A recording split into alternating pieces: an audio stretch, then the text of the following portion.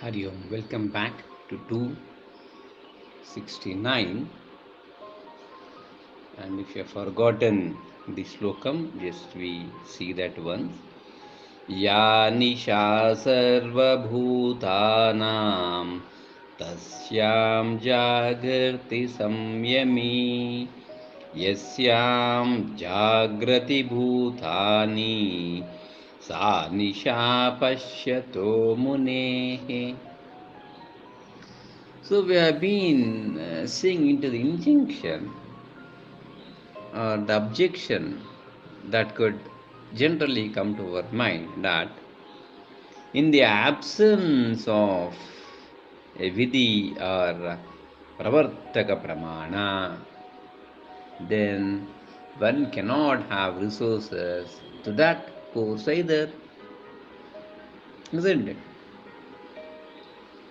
So now it is very clearly evaded or brushed aside because the objection of pravartaka pramana vidhi doesn't arise at all because the knowledge of Atman means the knowledge of one's own self. It is me knowing myself. And to know that I exist, I don't need any pramana. In case if I go into a room, if I have to search some object other than me, I need light, I need eyes, and I need the knowledge to identify what I am searching for. If I want a wonderful CD called Mystics,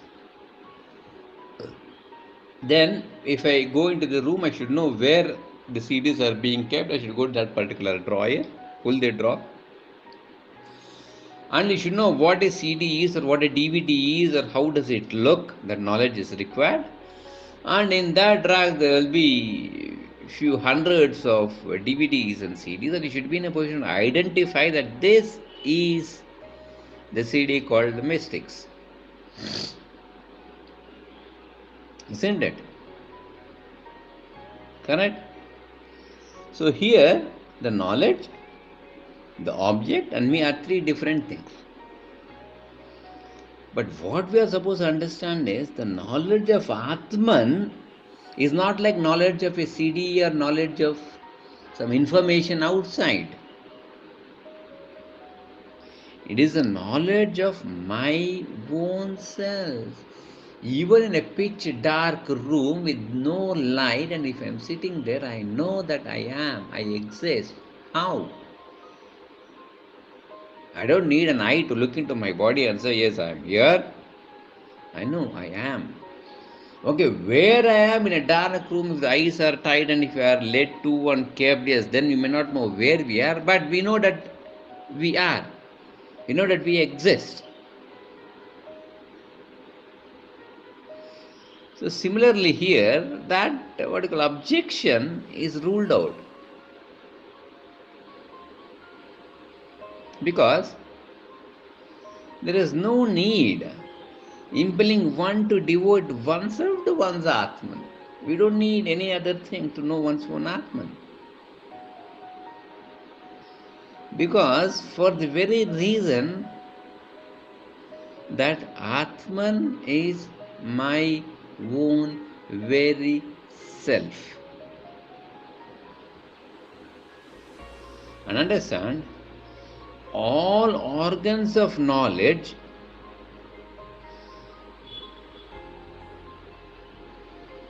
are so called, they are the organs of knowledge because they ultimately lead to a knowledge of the self.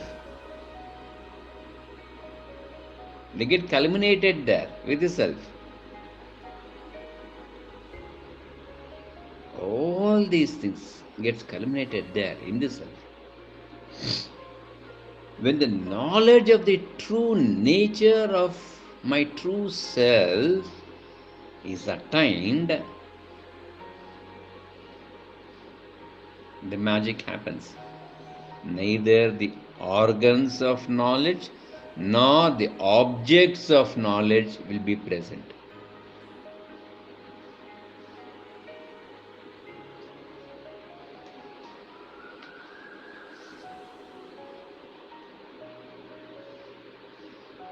Ah, yes, listen carefully.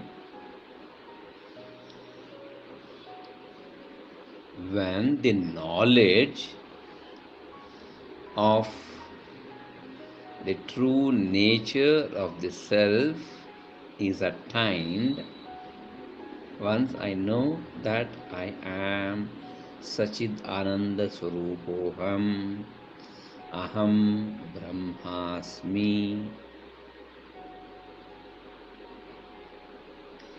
neither organs of knowledge nor objects of knowledge present themselves to consciousness any longer.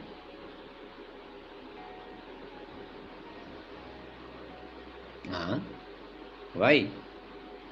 Because the final authority, what is the final authority for us? Pramanam, the Vedas, teaches that the self is in reality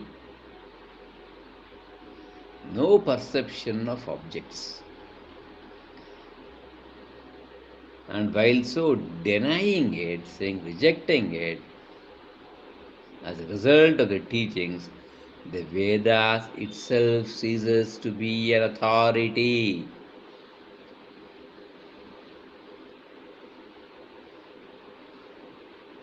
Huh? Vedas itself they cease. Yes.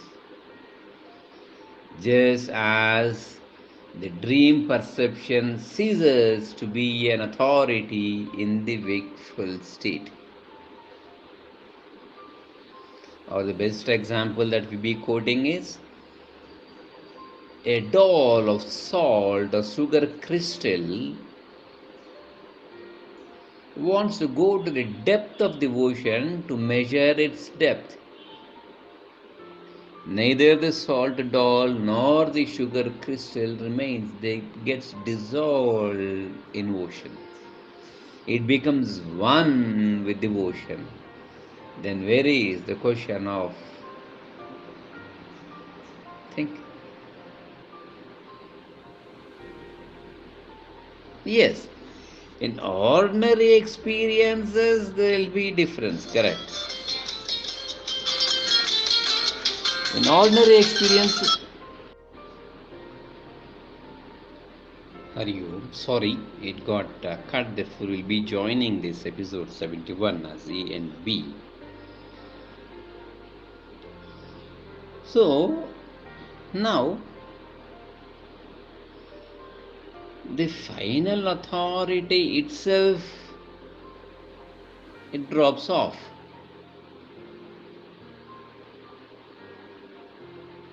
isn't it? That is what we have been saying. What does it teach us? That the self is in reality is devoid of all things.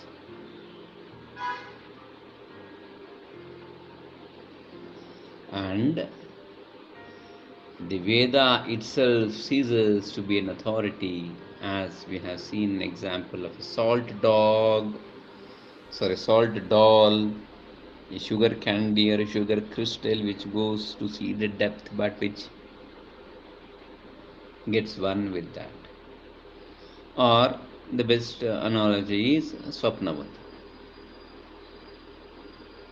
isn't it? Where has the dream gone once we wake up?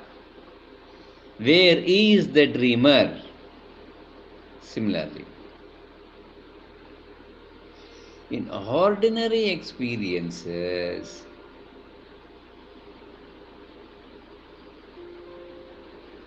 what happens? The trick.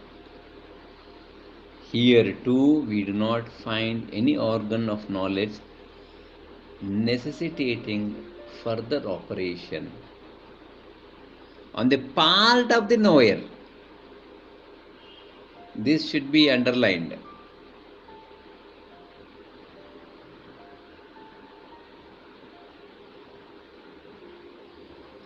because once the thing to be perceived by that organ has been perceived, then nothing else remains. The search is on till we find an object, and then we go for a different object for search.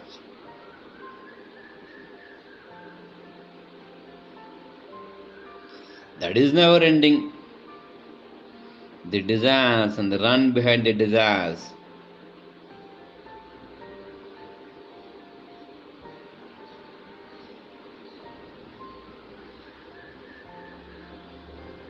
So now how to subjugate the desires then?